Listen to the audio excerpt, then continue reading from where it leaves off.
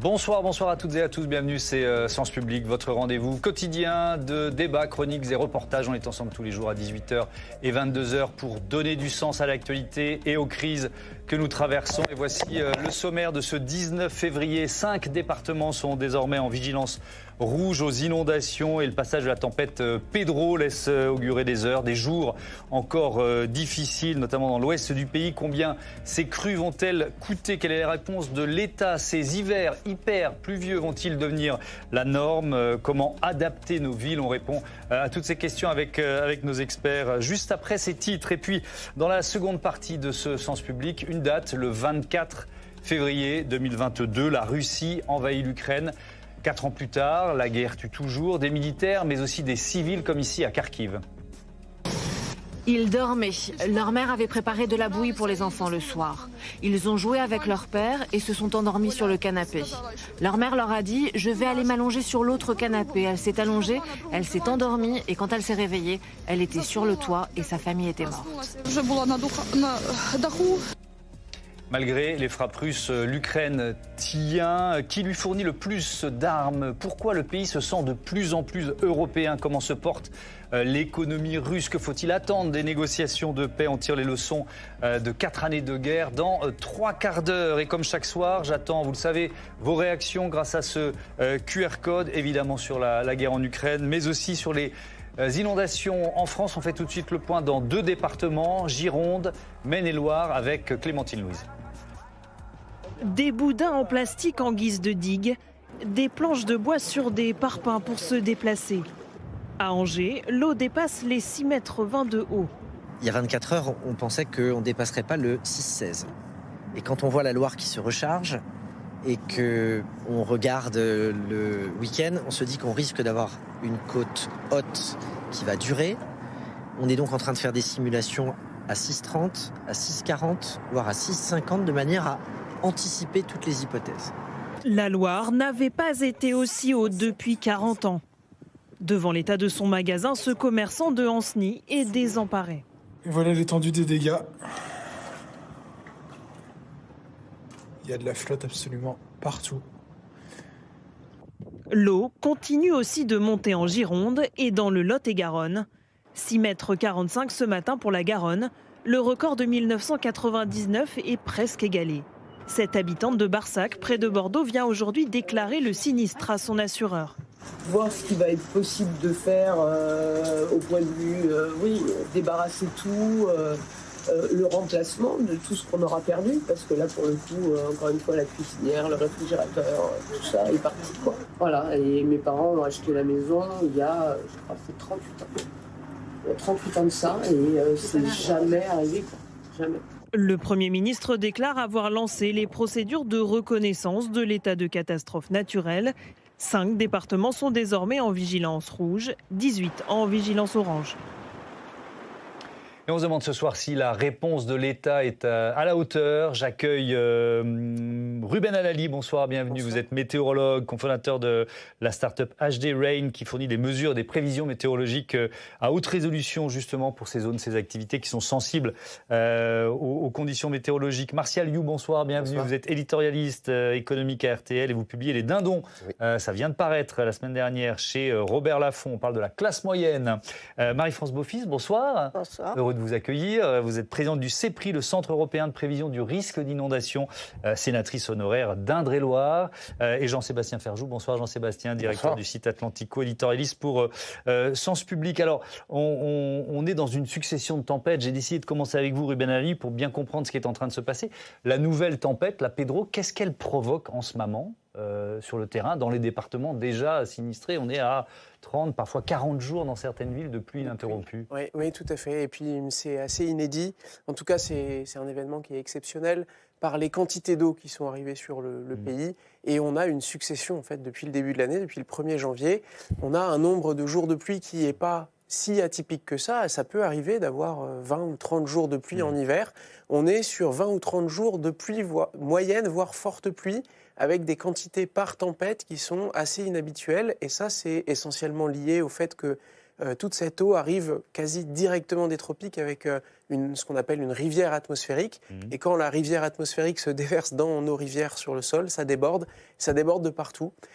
Pedro, c'était encore assez atypique également par la trajectoire de la perturbation qui est vraiment venue passer sur le pays. Là où d'habitude on voit une évolution du ciel qui est plutôt digne de l'Islande, on l'avait chez nous. On a commencé avec de la neige dans l'extrême nord, un centre dépressionnaire qui est vraiment venu traverser la France. Et on le voit aussi en termes purement météorologiques sur les anomalies de ce qu'on mesure, la pression atmosphérique. On est avec une anomalie qui est très forte sur les 45-46 premiers jours de l'année, avec l'une des plus fortes jamais mesurées depuis qu'on fait des statistiques. Et donc, ce que je retiens, ce qui frappe, c'est la quantité d'eau. C'est pas tant qu'il y ait des tempêtes qui s'enchaînent en hiver, ça arrive toujours, mais c'est la quantité d'eau. Comment ça se passe dans votre département, Marie-France Beaufils, la situation en Indre-et-Loire ce soir? Vous ne faites pas partie des 5 départements en vigilance rouge, mais c'est quand même un des départements touchés en France. Nettement moins que le Maine-et-Loire. Oui. En fait, nous, ça a démarré par la Vienne, du côté de Chinon, ce qui n'est pas surprenant parce que, là aussi, on a régulièrement quand même des inondations. Ça s'est arrêté à un niveau encore gérable pour l'ensemble des équipes municipales qui sont à disposition des habitants de façon très, très permanente, bien évidemment. Et puis ensuite, l'Indre. Mais l'Indre, c'est aussi, je dirais, assez récurrent dans ce domaine. On n'a pas eu à supporter des choses trop lourdes par rapport à d'autres départements. On continue à avoir le Cher qui est monté petit à petit, mais relativement doucement pour qu'on se prépare. En fait, l'Indre-et-Loire, je dirais, vit une crue relativement... je ne vais pas dire tranquille, parce que ceux qui sont à proximité, il y a quand même de l'anxiété. Mais si on se compare aux voisins... si on se compare au Maine-et-Loire, parce que là, vraiment, c'est très, très lourd. Et c'est vrai que eux, quand la Vienne nous commence à se poser un peu par rapport aux Chinonnais, elle arrive vers eux. Donc, c'est tout le problème des confluences qui nous pose aussi un vrai souci dans le visionnement de ces crues. Et ça montre qu'un bassin comme celui de la Loire, il est fait de multiples petits bassins de rivières, etc., qui viennent grossir. Et dès qu'ils viennent se déverser dans un fleuve déjà trop plein, il n'y a plus de capacité de pouvoir absorber cette eau. Donc, c'est tout ça qu'il faut qu'on explique et qu'on fasse partager pour que les gens comprennent mieux ce qui se passe et pour déstresser un petit peu. Si c'est possible, effectivement. Je pense que quand on comprend... Oui. Ah, vous avez raison. On est quand même plus à même de se dire, bon, voilà ce qui se passe, voilà comment je peux gérer, comment je peux avancer. Est-ce qu'on peut déjà, Martial You, estimer le coût de ces crues, ou est-ce que c'est quand même un peu trop tôt? C'est difficile. Il y a eu différents montants qui ont circulé depuis quelques jours. Je dirais qu'il y a un côté exceptionnel, si je prends le Maine-et-Loire, parce que je suis du Maine-et-Loire, donc je connais très très bien, je vois les images, je reconnais Angers évidemment. Vous avez un bon résumé de ce qui se passe, c'est-à-dire que dans le Maine-et-Loire, vous avez la Maine qui coule à Angers, qui est en train de déborder, et ça c'est exceptionnel pour les habitants d'Angers, parce que hormis les bords de Maine, le reste de la ville n'est jamais inondé à proprement parler, alors que si vous êtes sur les bords de Loire, je pense à Chalonnes-sur-Loire, je pense à Saint-Florent-le-Vieil, les maisons sont en tuffeau, tout est organisé, c'est traditionnel d'avoir des inondations. Donc vous avez un côté exceptionnel en soi, vous avez ensuite toute la perte d'activité qui va être derrière générée par ce qui est en train de se passer. Donc là, vous ne savez pas exactement si les commerçants sont correctement indemnisés parce qu'ils ont un contrat qui prévoit la perte d'activité. Ce n'est pas toujours le cas. Vous avez les agriculteurs, eux, on le sait, traditionnellement, ne sont pas assurés. On le voit à chacun des drames climatiques. Donc il y a quelques années, ils étaient 20% à peine à être assurés, les agriculteurs. Et on sait que lorsqu'il y a une inondation, les assurances couvrent ce qui est sous le toit et dans les murs. Mais ce qui est à l'extérieur, les terrains, les champs, ne sont pas couverts par les assurances. Donc vous voyez, vous avez à la fois, on parle d'1 milliard sur seulement les inondations, mais c'est un chiffre qui n'est pour l'instant pas confirmé. Et puis vous allez avoir tous les à côté, c'est-à-dire tout ce qui va être conséquences économiques induites de l'arrêt d'activité qu'il y a en ce moment sur toutes ces zones. Ouais. Et là, ça touche toute la façade ouest quand même. On y reviendra évidemment sur ce dossier important des assurances. On verra si l'état de catastrophe naturelle va être décidé, ce que ça provoque dans la foulée. On peut imaginer que ça va être fait. Est-ce qu'on peut directement lier, parce que c'est sûrement une question qu'on vous pose souvent, et je pense qu'il faut toujours y répondre, même si on fait plusieurs débats, est-ce qu'on peut lier ce qui se passe au réchauffement climatique ? Non, pas dans ce cas précis. Il faut avoir de la mesure et être tempéré dans les propos, au contraire d'ailleurs de ce qui peut se tenir comme discours du côté des climato-sceptiques. On sait qu'on a des événements pluvieux qui sont renforcés par les changements et les bouleversements climatiques. On sait qu'on a une disruption du cycle de l'eau. Et on a des mesures, il y a suffisamment d'études scientifiques qui le montrent. Dans ce cas précis, une accentuation, oui, mais on n'est pas directement sur une cause. Le réchauffement climatique provoque ces inondations. Les crues, on en a toujours eu en France. En revanche, le phénomène de crue généralisée, avec autant qui déborde sur toute la façade ouest et tout le sud-ouest, là, c'est le plus 10% de précipitations qui finalement vient impacter très fortement et mettre à mal nos infrastructures. Donc on est sur un événement qui est accentué par les dérèglements climatiques, mais qui n'est pas provoqué par les dérèglements climatiques. Je vous pose cette question parce que la ministre de la Transition écologique, Monique Barbu, parlait d'une succession d'événements climatiques extrêmes qui posent question. On l'écoute. Alors, on ne peut pas dire clairement que chaque événement qu'on vit, c'est lié au réchauffement climatique, mais le fait que ces événements se succèdent à la vitesse à laquelle ils se succèdent aujourd'hui, clairement doivent nous interroger. En fait, on vit aujourd'hui le futur. Ce qu'on imaginait arriver dans 5, 10, 15 ans, c'est la réalité d'aujourd'hui. Et clairement, le maître mot de tout ça, c'est adaptation. Il y a pourtant des scientifiques qui alertent depuis longtemps, depuis des décennies, Marie-France Beaufils. Est-ce qu'on a sous-estimé, on a préféré faire l'autruche ? Comment vous analysez Parce qu'on se pose la question de la réponse de l'État, la réponse des différents gouvernements depuis des décennies. Alors, on a quand même fait des choses. Je pense qu'il faut pas tout voir en noir. Et je pense que des choses ont avancé. Et je trouve que la prise en compte du risque d'inondation est plus largement porté par les élus. Le Centre européen de prévention des risques d'inondation, c'est une association de collectivités territoriales qui sont toutes des collectivités qui ont pris la compétence gestion des milieux aquatiques et de la prévention des inondations. Et c'est une structure où on a une centaine de collectivités territoriales qui sont amenées à réfléchir comment je fais évoluer mon territoire, comment je le transforme. Donc qui ont déjà engagé des travaux, des financements, des budgets. Si je prends par exemple Trèbes, qui est avec sa structure syndicale, bien sûr, qui est adhérent du CEPRI, la dernière crue les a amenés à faire un travail absolument énorme, y compris de redimensionnement du lit du fleuve, qui avait été, comme beaucoup d'autres, enserré un peu trop. Et là, tout à coup, ils lui ont redonné de l'espace et ils ont déménagé une partie de leur habitat, d'activité économique, d'équipement public, pour faire en sorte de mettre hors d'eau, dans la perception que l'on peut avoir d'une nouvelle inondation, ce qui pouvait être sorti de ce risque. C'est-à-dire que l'anticipation, elle commence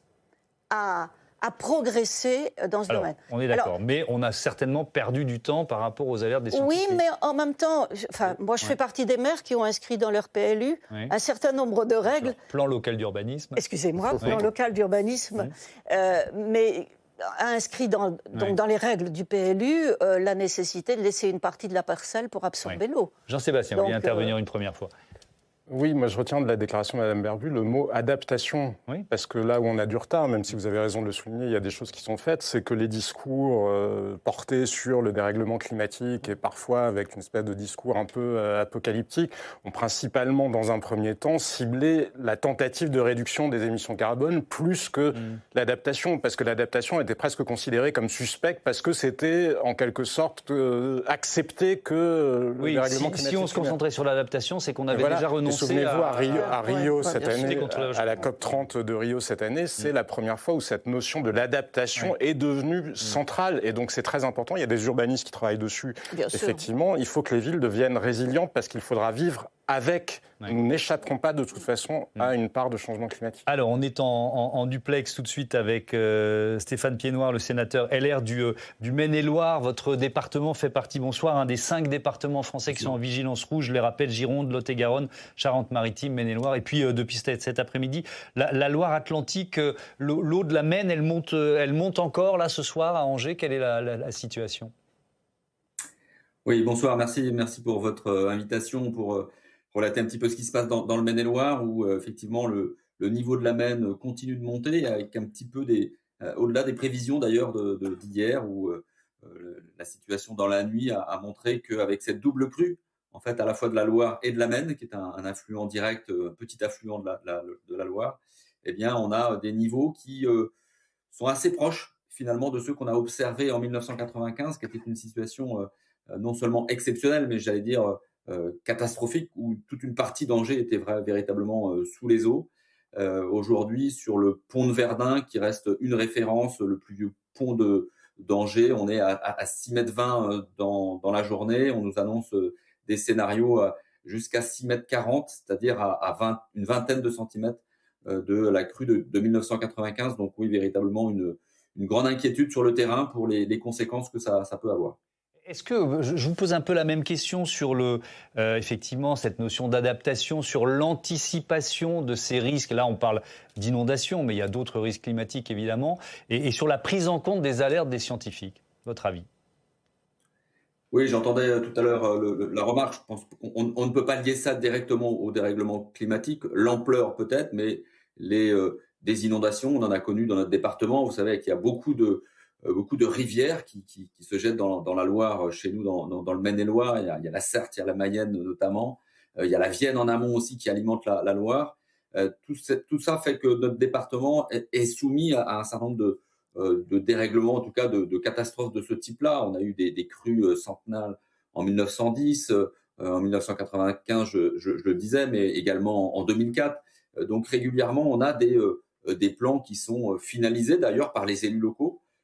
Et avec des mesures. On était au Pont de C ce matin où le maire Jean-Paul Pavillon nous expliquait que précédemment, ses prédécesseurs avaient pris des dispositions pour avoir des pompes qui permettaient de réguler et d'éviter que le centre de la commune soit inondé. Donc oui, il y a des mesures qui ont été prises. Et encore une fois, on a beaucoup de communes, nous, qui sont en bord de Loire et qui ont anticipé ça, qui ont pris des dispositions avec des plans. Il faut féliciter d'ailleurs les élus locaux. Moi, je vais sur le terrain, j'ai pu observer des élus qui appellent foyer après foyer, ceux qui doivent être éventuellement relogés, ceux auprès de qui on doit prendre des nouvelles, savoir s'ils ont besoin d'avoir de l'alimentation. On a des coupures de courant qui interviennent désormais puisque des rues sont inondées, donc coupure de courant, donc potentiellement des appareils médicaux qui peuvent être impactés. Et donc, vraiment, les élus locaux aujourd'hui sont sur le pied de guerre. Ils ont commencé ce mandat avec le Covid, ils le finissent avec des inondations extrêmement élevées.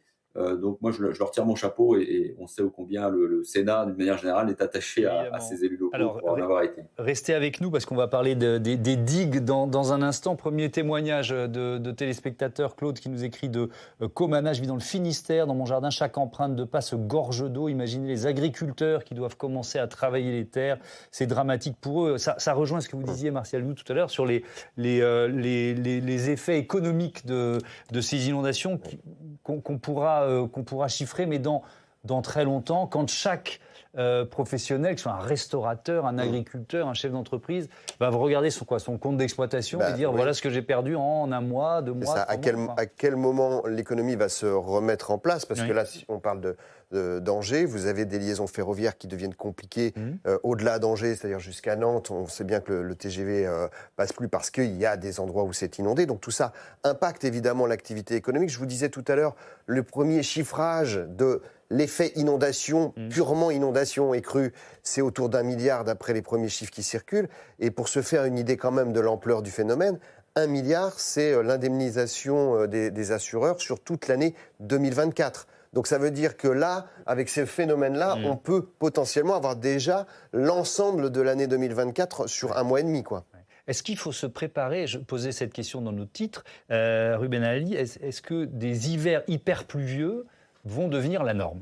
En tout cas, on se rend compte qu'on passe d'un extrême à l'autre des indices qui nous servent à mesurer statistiquement ce qui se passe de façon très très rapide. Il y a quelques mois, on était avec un record bas de l'indice d'humidité des sols. Dans certains départements, on était tout au bout de la distribution qu'on mesure depuis les années 50. Donc on a des très beaux graphiques qui nous permettent de regarder ça de l'indice le plus bas à l'indice le plus haut. Et d'habitude, pour passer d'un mois où on est sur l'indice le plus bas à un mois où on est sur l'indice le plus haut, il s'est écoulé quelques années, quelques dizaines d'années même quelquefois. Et là, en quelques mois, on est passé de l'hyper-sécheresse à une hyper-inondation, une crue vraiment généralisée.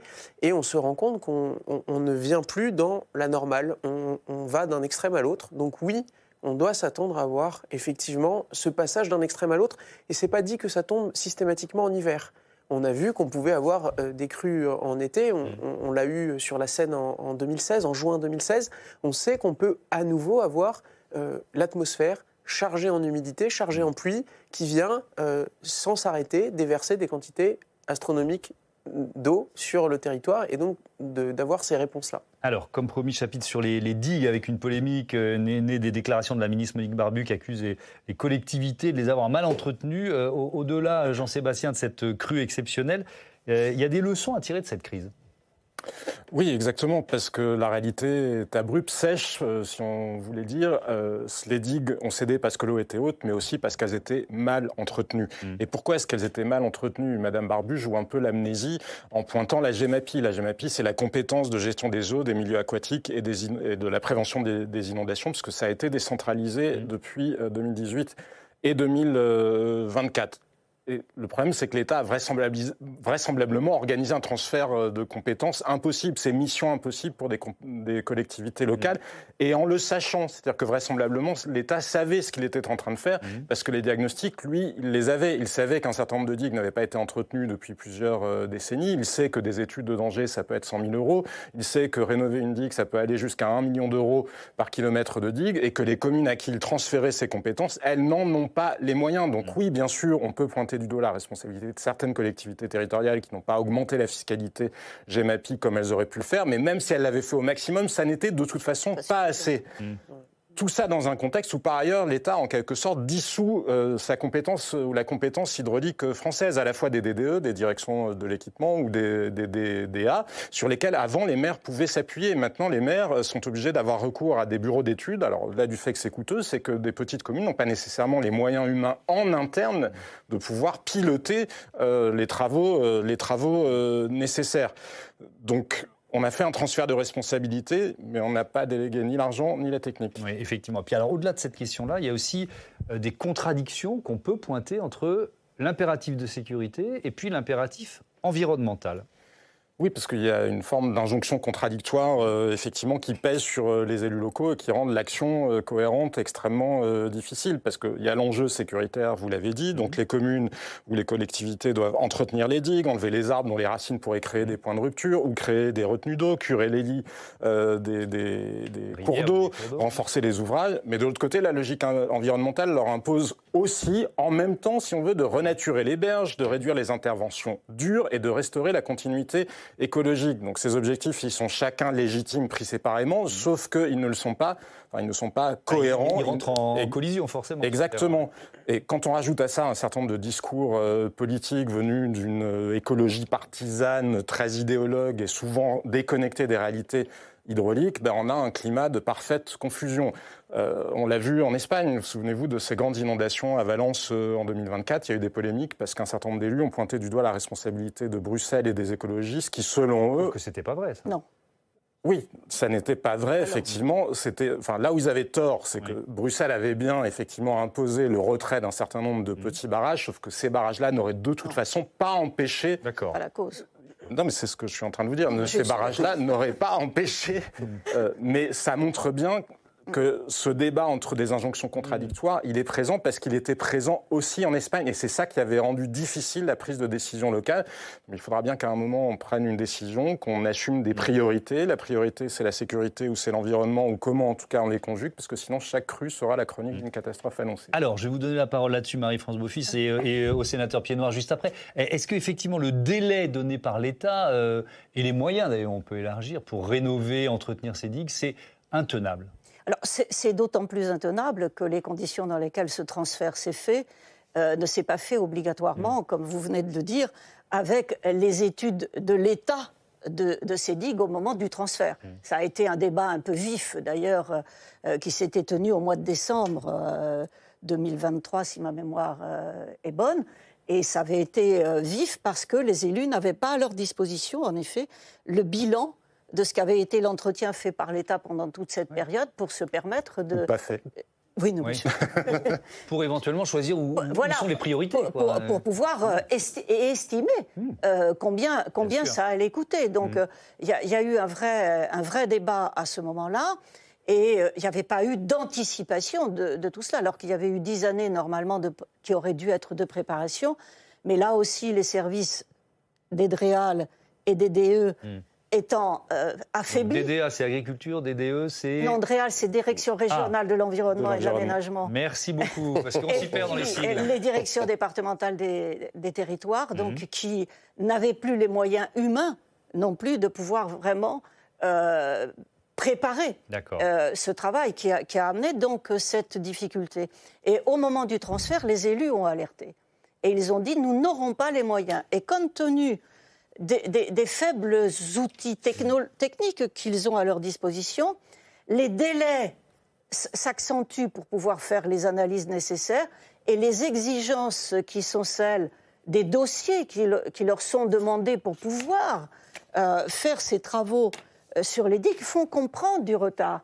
Or, l'État... Sans compter les recours engagés par un certain nombre d'associations environnementales. Et l'État a mis aussi une sorte de barrière pour essayer de faire accélérer, sauf que ça ne peut pas être cohérent par rapport aux capacités. Bien compris. Un dernier mot, Stéphane Piednoir, ensuite je vous libère.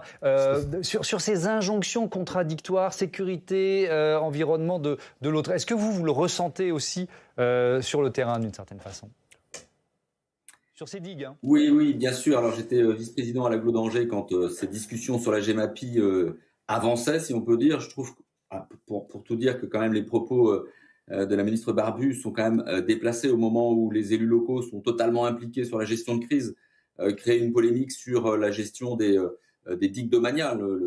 En fait, l'État a transféré sa compétence, mais elle a transféré surtout l'impopularité d'un impôt supplémentaire en demandant aux collectivités, aux intercommunalités plus précisément, de créer un nouvel impôt. Enfin, tout le monde sait, c'était extrêmement populaire, évidemment, et qu'en plus, il faudrait porter cette taxe à un niveau totalement insupportable pour la population, de manière à entretenir des digues. Moi, la Loire, vous savez, elle traverse le département d'est en ouest, de Saumur jusqu'à Chalonnes, Mauches-sur-Loire. C'est tout le département qui est concerné par ces digues domaniales, puisque c'est sur un fleuve, ex-fleuve royal.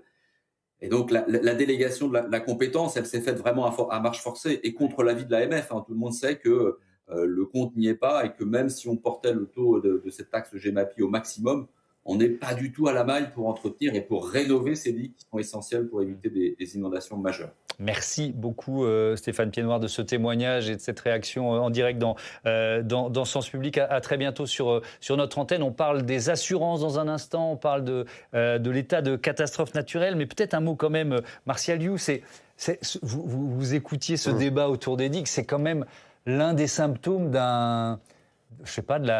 la misère d'un État surendetté. Enfin, c'est un énième épisode de ce feuilleton que vous devez raconter assez souvent sur RTL. Moi, j'y vois deux choses. Je comprends que tout ça intervient aussi après un changement massif de ce qu'est la fiscalité globale des collectivités locales. Il ne faut pas oublier que ça vient aussi alors qu'on a enlevé la taxe d'habitation et que ça a déstructuré pas mal de budgets municipaux. Et puis surtout, ça démontre ce que je dénonce pour le coup assez souvent, la difficulté à gérer le temps long en politique désormais. C'est-à-dire que là, on est confronté à un problème climatique et d'aménagement du territoire. On sait qu'il y a, je crois de mémoire, 1 pont sur 10 dans le pays qui n'est pas entretenu suffisamment et qui est fragilisé. On voit bien que le réseau ferroviaire, d'où on va devoir mettre des milliards pour pouvoir le remettre d'équerre. Donc tout ça, ce sont des investissements de long terme. Et dans un État qui est surendetté, on voit que ça, on est en train de le repousser jusqu'à ce qu'il y ait à chaque fois la réalité qui nous rattrape, quoi. Ouais. Mais est-ce que, alors on va terminer là-dessus, les digues, c'est forcément la solution? Non. Parce qu'il faut peut-être aussi repenser nos villes pour accepter que l'eau y rentre de temps en temps, quoi. Pardon, Clairement, en plus sur ce type d'inondation crue lente, même si l'eau est montée beaucoup plus vite, et certains élus et certaines personnes ont dit que ça n'était jamais monté aussi vite, sur ces crues lentes, l'aménagement du territoire a moins d'impact que sur les crues rapides, comme ce qui a été évoqué sur Valence. Mais moi, je m'interroge un petit peu sur la réponse du temps long n'est plus prise en charge par l'État, et la réponse du temps de crise et du temps de réponse rapide, pour moi, n'a pas été mise en place non plus complètement, puisque les services type Vigicru, Météo France ont émis les bonnes alertes, ont donné les bonnes prévisions de comment est-ce que l'eau allait monter. On voit le nombre de départements en vigilance rouge. On n'a pas de plan national qui a été déclenché. Pourtant, il y a un plan Orsec d'organisation des réponses de sécurité civile. J'ai l'impression qu'on a un peu laissé les gens se débrouiller en se disant maintenant on met tout sur les maires et à l'échelle locale. Ils sauront activer leur plan communal de sauvegarde. On a vu Bordeaux a activé son plan communal de sauvegarde, mais où a été la réponse un peu générale? On ne l'a pas vue. Est-ce qu'elle va arriver? On verra bien, ça fait partie des interrogations de cette fin d'après-midi, puisque le Premier ministre a réuni un certain nombre de ministres à Matignon. Un mot rapide, parce qu'il faut qu'on parle des assurances. Pour dire que nous pensons qu'aujourd'hui, il serait nécessaire que l'État révise sa stratégie nationale de gestion du risque d'inondation, parce qu'elle est déjà ancienne et qu'aujourd'hui, ce qu'on est en train de vivre nécessiterait quand même qu'on la revoie pour aider aussi les collectivités locales et les maires à se sentir appuyés aussi dans la démarche qu'ils doivent porter sur leur territoire, qui en effet n'est pas obligatoirement une réponse digue. Oui. Les solutions fondées sur la nature, c'est important. Oui, et je suis bien d'accord avec vous. La digue, c'est peut-être une solution un peu ancienne, un peu du passé. Le ministre de la Transition écologique, on va l'écouter tout de suite, justement, préparait l'opinion à ce que, enfin, cet état de reconnaissance de catastrophe naturelle intervienne. On écoute Mathieu Lefebvre. L'État fera également tout pour accélérer le processus de reconnaissance catastrophe naturelle pour que ça ait lieu le plus rapidement possible, et fera tout également pour que les assureurs puissent indemniser le plus rapidement possible. Je remercie les assureurs qui ont bien voulu d'ores et déjà dépêcher un certain nombre d'experts pour que le processus puisse se faire le plus rapidement possible. Et j'accueille Stéphane Duguet. Bonsoir Stéphane. Bonsoir, le Premier ministre également a promis aujourd'hui une indemnisation au plus vite. Alors pour ça, il faut donc cette reconnaissance de l'état de catastrophe naturelle. Oui, et le Premier ministre dit également qu'il veut que cette reconnaissance de catastrophe naturelle intervienne elle aussi au plus vite, parce qu'elle permettra ensuite les indemnisations par les assurances des sinistrés. Alors ce régime de catastrophe naturelle, il a été créé en 1982 et depuis, ce régime a majoritairement, dans plus de 50% des cas, été utilisé pour des inondations comme celles que nous vivons en ce moment. Alors, on va réexpliquer comment ça fonctionne. Alors, tout part du gouvernement qui doit d'abord publier un arrêté ministériel. Il est précisé dans ce document le type de catastrophe naturelle. En ce qui concerne donc les inondations, ce sera inondation, mais aussi la période concernée et les communes qui pourront bénéficier du dispositif. Ensuite, les communes sinistrées doivent se signaler et les assureurs prennent ensuite le relais, parce que dans chaque contrat d'assurance, il y a un volet qui concerne ces catastrophes naturelles. Les assurances vérifient ensuite si les déclarations de sinistre correspondent bien aux motifs qui sont indiqués sur l'arrêté ministériel. Il y a donc parmi ces motifs, on le disait, les inondations en ce qui concerne l'actualité du moment, mais aussi les mouvements de terrain, la sécheresse ou encore les séismes. Et alors on ne le sait pas forcément, mais les assurances, elles sont elles-mêmes assurées par l'État en quelque sorte. Oui, via ce qui s'appelle la Caisse centrale de réassurance. C'est un organisme public qui donc réassure les assurances privées pour les dommages causés par les catastrophes naturelles. Cette caisse de réassurance, elle bénéficie d'ailleurs d'une garantie illimitée de l'État si le coût des sinistres dépasse 90% de son budget, pour éviter que ses comptes soient à sec. Alors le niveau des réserves de cet organisme a d'ailleurs fondu de 46% entre 2015 et 2022. Et donc, pour augmenter ces recettes, il y a eu une augmentation d'une surprime qu'on appelle la surprime CatNat. Alors derrière ce terme un petit peu abstrait peut-être, il y a une réalité très concrète parce que vous la payez dans vos contrats d'habitation. Elle est comprise dans vos contrats d'assurance habitation ou de biens professionnels. Cette surprime, elle est passée de 12 à 20% à partir du 1er janvier 2025, il y a un an. Donc. Et d'ailleurs, ici même au Sénat, hier, on en parlait de cette surprime CatNat. Oui, parce que le montant de cette surprime doit aussi financer ce qu'on appelle le fonds Barnier, un fonds qui s'élève aujourd'hui à 300 millions d'euros, qui est à la disposition des collectivités, des entreprises, des particuliers pour financer une partie des travaux de prévention, notamment contre le changement climatique. Par exemple, vous en parliez, la rénovation d'une digue. Et selon le sénateur écologiste Ronan Dantec, il faut que le gouvernement augmente son budget. Écoutez. Êtes-vous prêt à vous engager aujourd'hui à redonner au régime du fonds Barnier et à la prévention des risques ses moyens dédiés? Il manque aujourd'hui au bas mot 200 millions d'euros payés par les assurés par les surprimes CatNat pour la prévention des risques et détournés par Bercy vers le budget général. Monsieur le ministre, il est urgent que cet argent revienne sur les territoires. Le Sénat l'avait demandé et voté. Nous attendons votre réponse. Et la réponse du gouvernement, ça a été que le gouvernement a augmenté le fonds Barnier de 89 millions d'euros entre 2017 et 2022, ce qui reste assez loin des besoins formulés sur les territoires. Merci beaucoup Stéphane Martialiou. À quel point nos primes d'assurance ont augmenté depuis des années en fait. Est-ce qu'il y a une, on a le sentiment qu'il y a de plus en plus de phénomènes extrêmes. Est-ce que ça y est, ça se ressent sur les nôtres, celles des entreprises, celles des mairies aussi. Il y a des mairies qui n'arrivent plus à s'assurer. Alors oui, ça a fait pas mal de polémiques il y a quelques mois de cela. Alors le travail d'un assureur, c'est précisément d'anticiper les risques. C'est le cœur de son métier. Et donc ça fait quelques années effectivement que les assureurs font des simulations. Ils estiment que le coût de remboursement de tous les sinistres climatiques va doubler dans les 30 ans qui viennent. C'est-à-dire, pour être très très clair, ça a coûté 27 milliards les remboursements de ces sinistres entre 1990 et 2020, au cours des 30 années. Et ils estiment qu'on va atteindre 50 milliards entre 2020 et 2050, donc quasiment le double. Et la conséquence, elle est évidemment sur nos primes d'assurance, et ça a déjà commencé. Hein. Si vous regardez les chiffres, on a fait quasiment plus 100% en 10 ans. Sur chaque année, à peu près 10% de hausse sur l'assurance habitation. On a eu une inflation qui est de l'ordre de 33% sur ces 10 années-là. Donc vous faites 3 fois l'inflation. Simplement parce que les assureurs ont commencé à faire des réserves pour justement répondre à ces catastrophes qui se multiplient. Alors justement, on est en duplex avec Olivier Moustakakis, qui est directeur général d'assureland.com. Bonsoir, merci d'avoir accepté notre invitation. Est-ce que ces inondations répétées, on va rester sur ce thème, parce que je pourrais multiplier les autres phénomènes extrêmes, mais est-ce que ces inondations répétées, elles sont encore assurables ? Alors, la réponse est oui, parce qu'on a justement ce régime légal de catastrophe naturelle qui est un régime très protecteur, mais un peu en France, on intervient toujours a posteriori, c'est-à-dire que voilà, il y a un événement. Malheureusement, ces événements sont de moins en moins aléatoires, mais imprévisibles, puisqu'aujourd'hui, on arrive quand même à prévoir de plus en plus l'arrivée de ce type d'événement. Donc, on change vraiment d'époque assurantielle, d'accord ? Parce que les assureurs sont en train vraiment de passer d'un modèle de réparation, d'indemnisation, à un modèle d'anticipation, ce qui est au cœur du débat, parce que le vrai sujet et la question légitime que l'on se pose, c'est est-ce que tous les territoires resteront assurables en France, d'accord ? Donc c'est un vrai sujet, les assureurs le prennent à bras le corps et ils sont vraiment en train de passer d'un modèle de réparation à un modèle d'anticipation. Donc ils ont déjà fait énormément d'efforts et ils continuent à en faire, mais le maître mot, c'est vraiment la prévention. On sait aujourd'hui qu'on ne pourra plus éviter et qu'on ne va pas pouvoir éviter des inondations, des tempêtes, tout type de phénomènes qui sont de plus en plus intensifs. Je vais vous interrompre, je suis désolé, c'est jamais très agréable quand on est en duplex, mais il y a quand même, on le disait à l'instant, il y a des communes qui n'arrivent plus à s'assurer. Donc ça veut dire que là, les compagnies d'assurance ne jouent plus leur rôle. Alors oui, sur les communes et sur les collectivités, c'est un peu différent. C'est-à-dire qu'il y a eu dans les années 2010 2 assureurs en fait qui ont voulu prendre énormément de parts de marché, puisqu'ils ont capté 90% du marché, en pratiquant des tarifs très bas. Les autres assureurs n'ont pas voulu suivre, d'accord ?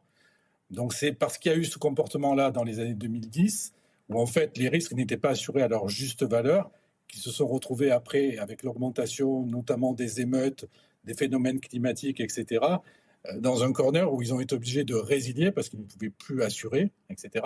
Donc il y a eu une petite période de carence assurantielle, Et puis les communes aussi n'étaient pas forcément formées sur les mesures de prévention à prendre, ce qu'il fallait mettre en œuvre pour justement éviter que la sinistralité n'explose. Donc voilà, donc on est dans un contexte un petit peu à part. Si vous voulez, il n'y a pas un manque aujourd'hui d'assurance sur les collectivités. Il y a des tarifs qui sont très chers, des franchises qui ont énormément augmenté parce qu'il y a eu ce dumping sur les prix dans les années 2010. Bien compris. Restez avec nous, Olivier Moussakakis. Cette étude, tiens, je vous donne cet élément qui, moi, m'a frappé, étude publiée par la revue Science en septembre 2021, qui nous dit les enfants nés, regardez bien, les enfants nés en 2020, ils subiront 7 fois plus de vagues de chaleur, 2 fois plus de sécheresse et d'incendies de forêt, 3 fois plus d'inondations, on y est, de mauvaises récoltes qu'une personne qui est née comme moi à peu près, en 60. Je suis né en 66. Bref, est-ce que ça veut dire... Ça vous fait marrer, ça, Jean-Sébastien, que je donne mon âge? Bah oui, j'assume. Non, c'est pas je suis dans votre rapport à la justesse des comptes, à peu près. Non, redevenons sérieux. Sur l'assurabilité des communes, quand même, je veux bien vous entendre là-dessus, Marie-France Beaufils, parce que certes, il y a eu une bagarre des tarifs, l'argument d'Olivier Moussakakis est bon, mais quand même... c'est aussi une question que les maires se posent aujourd'hui.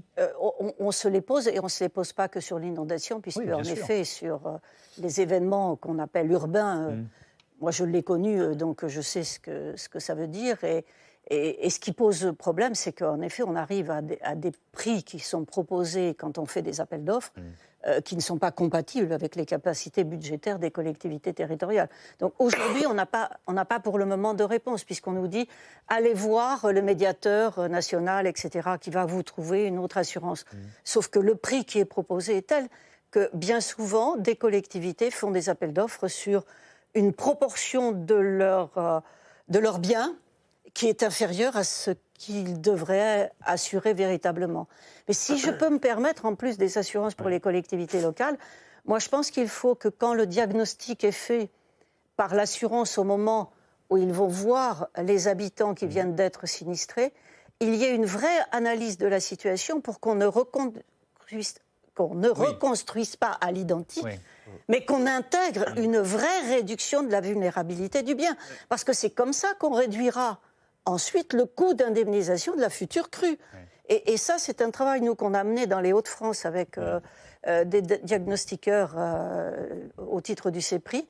Et on a fait de la formation pour aider à cette compréhension qu'il ne faut pas refaire la même chose. Martial, oui, il y a quand même une spécificité avec ces inondations et ces crues, c'est que c'est ce qui coûte le plus cher à indemniser, entre les différents sinistres qu'on peut connaître. C'est entre 10 et 14 000 euros en moyenne pour un particulier. C'est quasiment 30 000 euros pour une entreprise. Et on voit bien qu'on a un problème d'anticipation. Aujourd'hui, vous avez 46%, moi ça m'avait frappé, des communes, quasiment 1 sur 2, donc, qui a des zones inondables sur son territoire. Vous avez 17 millions de Français qui habitent dans des zones inondables. Et on continue à vendre les maisons. On n'en fabrique plus, ça c'est interdit, mais on en vend, tout simplement parce qu'au mètre carré, elles sont 10 à 20% moins chères. Donc il y a un moment quand même où il va falloir se poser la question sur comment on aménage le territoire dans ces zones-là. Parce que les assureurs, eux, ils vont se poser très très rapidement la question de savoir est-ce qu'on assure encore les maisons qui sont là et à quel prix. Parce que vous pouvez être sûr qu'ils vont augmenter, c'est déjà plus cher, encore les tarifs pour ceux qui sont dans ces zones-là. Dernier mot. Ce qui va aussi avoir avec une autre injonction contradictoire, quand on ne veut pas artificialiser les sols et qu'il y a beaucoup de réglementations sur le foncier, c'est difficile de construire ailleurs. Et donc les gens qui ont peu de moyens, effectivement, c'est pas par inconscience qu'ils le font, mais par contrainte. Merci beaucoup, merci à tous. C'est passé très vite notre débat. Il y avait encore beaucoup de thématiques à aborder, mais c'était passionnant. Je rappelle le titre de votre livre, Martial You, Les Dindons. Comment on vole les classes moyennes. C'est aux éditions Robert Laffont. Merci d'avoir participé à ce débat ici et en duplex. Je vous dis à bientôt sur Public Sénat.